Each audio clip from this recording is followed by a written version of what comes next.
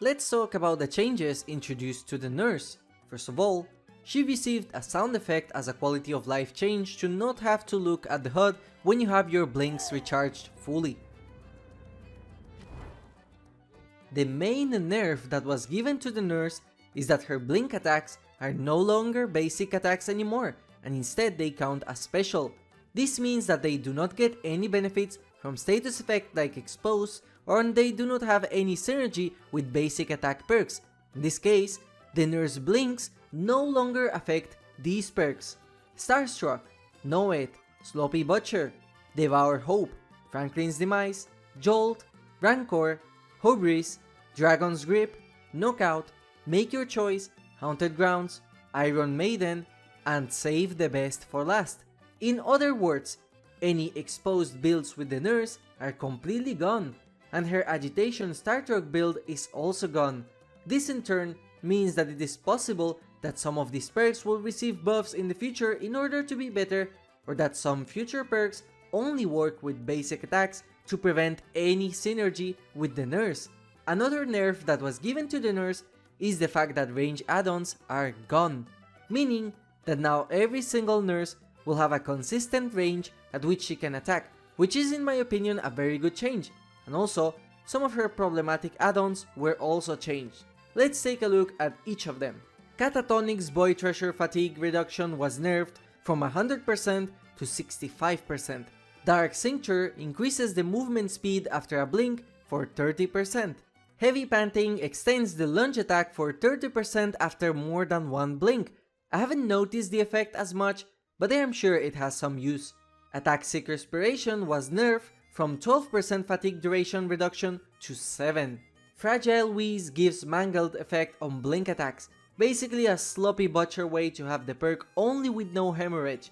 Either way, it can combine well with Nurse's Calling, I guess. Campbell's Last Breath got a small change, but it's still the same effect. Batman's Breath was buffed, and it gives more undetectable status effect.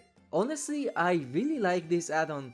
Kavanga's Last Breath is just the typical blindness status effect. It is very easy to apply however, and it's for a whole minute, so not bad honestly, but not good either. Jenner's Last Breath is the only truly unique new add-on, and I find it really interesting and niche. I cannot say entirely my opinion on it, other than I like the add-ons like this. Torn Bookmark was buffed, funnily enough. Charge time is now increased by 30% instead of 50%. Of course, now you cannot stack it with recharge speed add-ons since they do not exist. And finally, Matchbox was given the Iridescent Head treatment and now limits blinks to only 1 at the price of having slightly extra speed, another niche add-on. All of her bad add-ons are still kept as bad add-ons with no changes. My honest opinion about this, and this is not to be negative or anything, but this change will not make the nurse be less powerful than Blight or Spirit. The nurse is still overpowered because her power lets her go through collision, the best mobility tools in the entire game that no killer can match. So this nerf is in reality pointless for good nurse players, as the only difference now for them is that they cannot instantly down you with exposed perks. The reality is that these players will simply move on to either a full aura reading build, which is absolutely deadly as a nurse player, or stack 4 regression perks, which is already powerful enough on the weakest killers.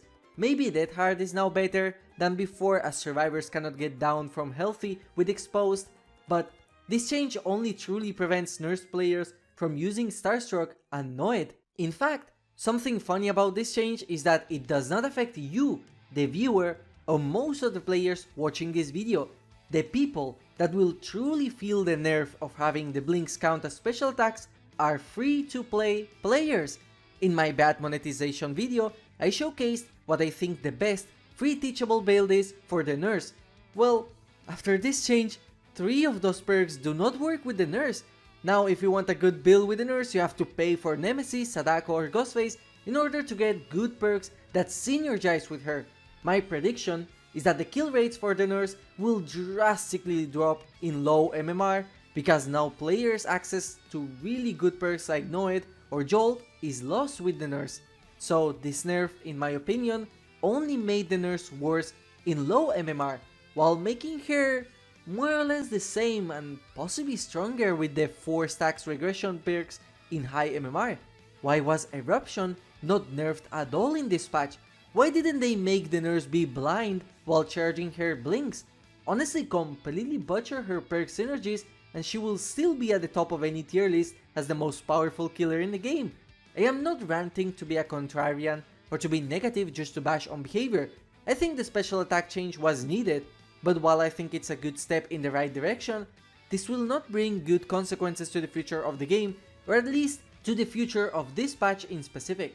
I enjoyed playing the nurse in the PTB. She still feels like a strong killer. Also, I kinda like the new nurse chase team, and the lobby music is especially really nice.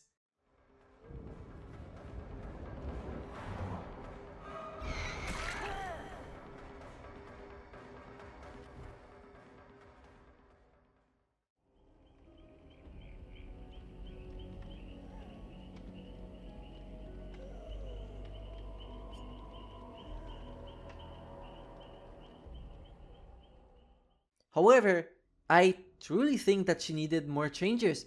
Like I said, this is a good step in the right direction, but don't expect people to stop playing and winning with the nurse. She is still the same powerful killer mechanically. The knight received some changes in order to promote him playing with his power the way the devs intended, which is to create long paths to catch survivors off guard. The ball of the knight's power now gets smaller the further away you make the path. Now there is a 10-second limit to his power, which reminds me of how they put a time limit on the Cenobite's chain attack as well. Also, I don't know if it's just me, but the minions now seem to phase when they go through pallets and windows similarly to how Cenobite does, but it might be that I never noticed it before. Additionally, the knight will receive a speed boost the further away he puts the path in order to make it easier for him to catch up to survivors that just hold W, and the minions start the chase faster the further away the path is. I haven't noticed a huge impact on the speed boost, but I did notice the second part. As an extra, the minions also apply a 5% regression on gens, but they do not apply perks like Eruption or Overcharge.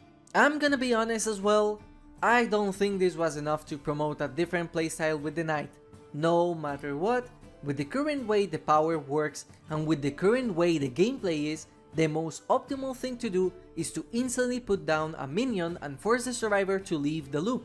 There is no counterplay besides holding W. The knight's power reminds me a lot of old Legion, a power that was basically useless in the grand scale of things, but at the same time, against an individual survivor, they have no counterplay at all, and if the killer wants to, they will go down, it will just take time.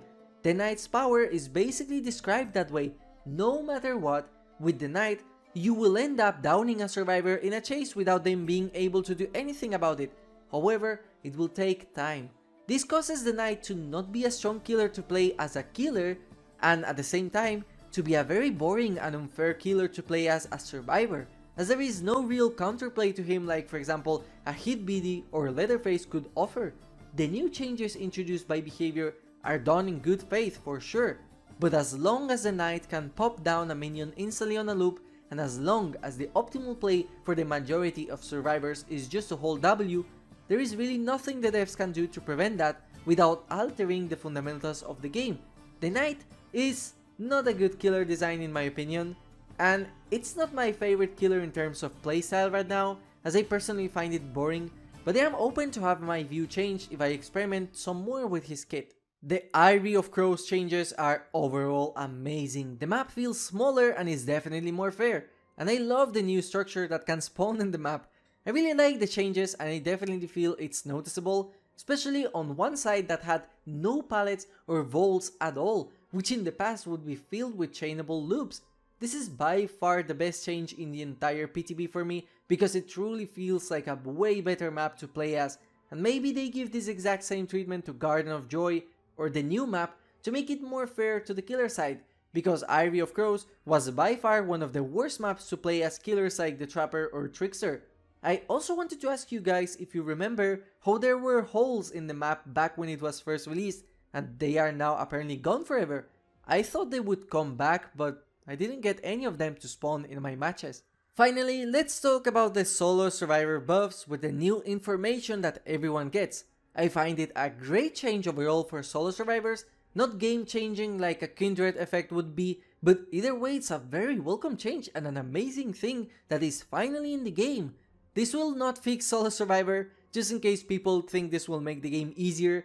I still got left dead on hook in the past despite having the perk kindred on, so random mechhead teammates will still be random mechhead teammates, but either way, I cannot say anything bad about this change at all. This is a plus, and there is nothing to complain about. Solid change. I could not test the wiggle off effects as I am a solo player and I don't have any killer to play with, so I'm going to skip that part. However, I don't think it will matter that much unless there is a problem when stacked with boil over. I love the new hood indicator for carrying a survivor, and I really love the chasing icon, and I think that will definitely be the most impactful thing, at least for me. Whenever I play against a stealth killer, I am always paranoid, except when they start chasing the obsession, as then I know I am safe. Now that I know at all times who is getting chased, that means I can do generators safely with no paranoia. A very welcome change in my opinion. The new quality of life changes are also a very welcome addition, and I like them a lot. And also, just as a fun fact, for some reason the dead dog offering was changed from a rope to a broken bottle. I am unsure why this was the case, but either way that's already content for a future video of mine talking about unused or scrapping offerings. Overall, I would rate this patch a 7 out of 10.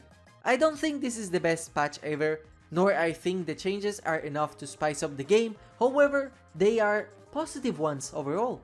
The only major changes are for Nurse and the Knight, two killers that survivors already deem not fun to play against. As a killer, the only major change truly is the Eyrie of Crows, which is an amazing plus, don't get me wrong.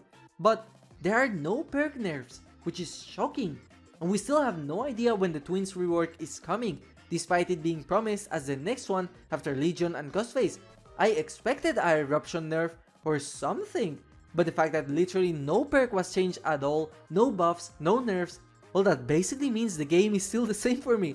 Like, I truly won't feel any difference playing as a killer before and after this patch, so I am not that excited to be honestly. Killers will still camp, will still tunnel, nurses will still be strong, knights will still be unfun to play against. But anyways, let me know what you think in the comments. Thank you for watching and have a nice day.